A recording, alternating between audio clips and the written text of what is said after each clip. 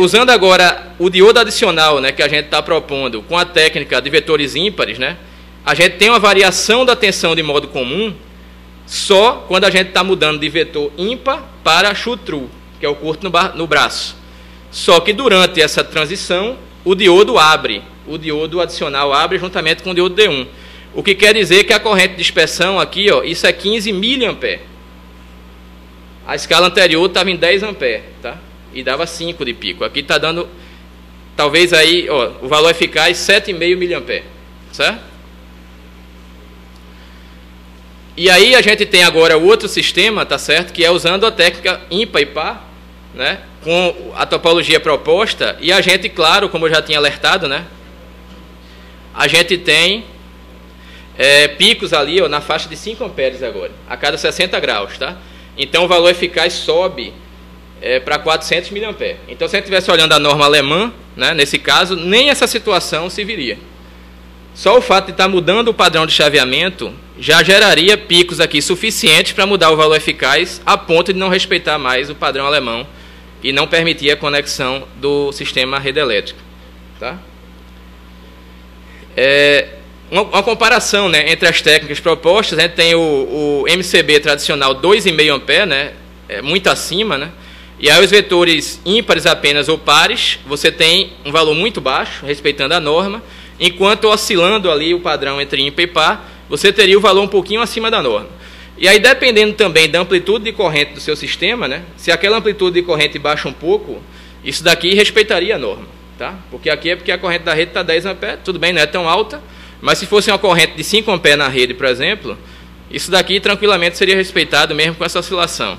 E a vantagem desse aqui em relação ao O ou EPWM é a questão de ter um ganho um pouquinho maior de amplitude no índice de modulação. Então você poderia, né, ter um boost maior nesse caso, né, se conseguisse usar essas técnicas aqui de baixo.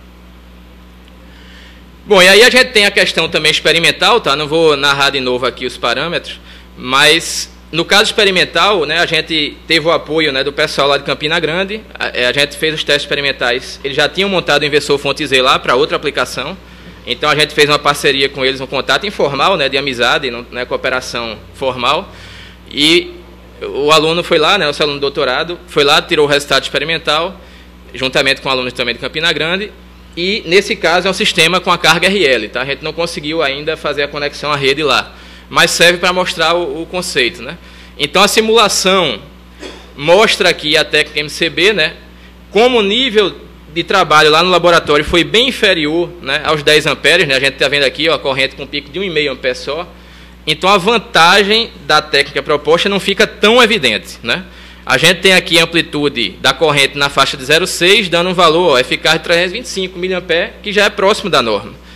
Isso é a técnica padrão, mas isso está associado a essa corrente muito baixa também na carga. Tá? Se subir a corrente na carga, isso daqui vai subir bastante. E aqui o resultado experimental, tá certo, da técnica convencional. A gente tem aqui a corrente de dispersão, né? Uma escala aqui de meio ampere por divisão. A gente tem a variação da tensão de modo comum aqui bastante frequente e a corrente de dispersão decorrente, né? Aqui é a corrente da rede, da carga, desculpa. E a técnica proposta, né, a topologia com o diodo adicional e ainda a técnica de vetores ímpares, a gente tem a tensão de modo comum variando bem mais devagar, né, só tem uma transição lá quando vai usar o shoot through, e a corrente de dispersão aqui abaixo de 1 mA. Tá? Então, quer dizer 680 microampere na simulação. Lembrando que o caso anterior, né, a gente tinha uma corrente aqui na faixa de 325 mA. Tá? Então, é uma ordem quase de 1000 vezes, né? Vamos dizer 500 vezes a redução que a gente consegue com a topologia e a modulação adaptada. O resultado experimental, né, a gente tem aqui, ó, observe que a corrente de dispersão ela fica mais constante, né, e é como eu tinha alertado, né? O fato do experimento estar no nível de corrente baixo atrapalha um pouco até você ver o quanto a técnica melhora a corrente de dispersão. Mas no caso da simulação ficou bastante evidente. Mas mesmo assim a gente nota uma diferença, né, com a corrente aqui mais constante, mais próxima do zero, quando comparado a essa corrente aqui do inversor fonte Z tradicional com a técnica MCB. Bom, e as conclusões, não sei como é que está o tempo aí. Consegui? tentei, né, fazer aí no tempo certinho. Então a gente tem que os inversores fonte Z, eles possuem as características necessárias para evitar algumas das desvantagens apresentadas pelo inversor fonte tensão, né, o VSI. A principal desvantagem que a gente vê para essa aplicação é o fato do VSI só poder ser book, né? O ZSI dá essa possibilidade de fazer o boost de tensão, né? E aí, devido à ausência de sistema fotovoltaico aterrado e sem transformador, capaz de gerar, ao mesmo tempo, alto nível de tensão e baixos níveis de corrente de dispersão, a gente conseguiu propor no trabalho uma nova topologia, né, que é o acréscimo do diodo, né, ou seja, uma mudança simples, e ainda estudar 4 adaptações da modulação para poder atender os requisitos de redução da corrente de dispersão. Os resultados de simulações experimentais comprovaram a eficácia da proposta tanto de topologia quanto de modulação em reduzir a corrente de dispersão, tá? Tanto para sistema conectado à rede elétrica como numa situação de carga RL aterrada. Tá? Então é isso. Obrigado. Obrigado pela apresentação. Abriu um espaço agora para questionamentos. Quem tem alguma pergunta? Então, enquanto vocês estão pensando, eu vou fazer uma pergunta para o professor Marcelo. Com relação, acaba fazendo uma restrição na modulação do inversor. Isso. Questão do impacto isso na THD da corrente e também a questão do rendimento do inversor, que acaba a gente não pode usar a estratégia da modulação pensando em melhoria de rendimento. E outra questão também na variação do modo comum, quase 3 perguntas, a questão da interferência eletromagnética que deve aumentar também no sistema. Certo. Bom, eu vou começar respondendo das perdas, né, que você falou. Bom, a questão realmente, a gente está mudando de um vetor ímpar para outro, então tem 2 chaveamentos em cada mudança de vetor que não ocorre na modulação normal.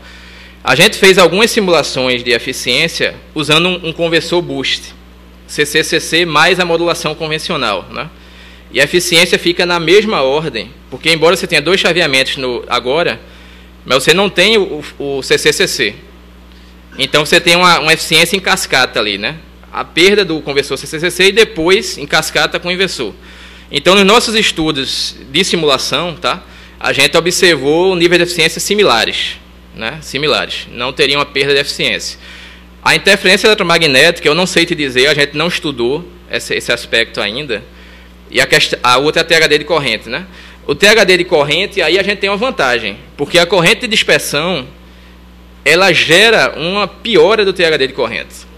Quando você está com o sistema sem transformador, né, a corrente, não sei se a gente chegou a ver essa daqui.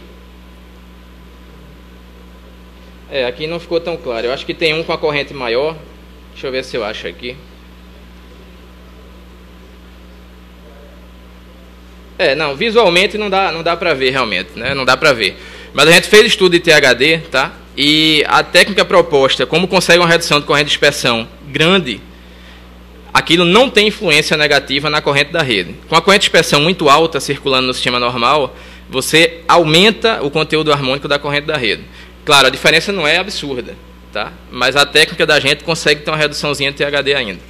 Então, o aspecto aí a investigar seria principalmente a interferência eletromagnética, que a gente realmente não olhou, e a eficiência tentar melhorar um pouco, porque está num nível parecido.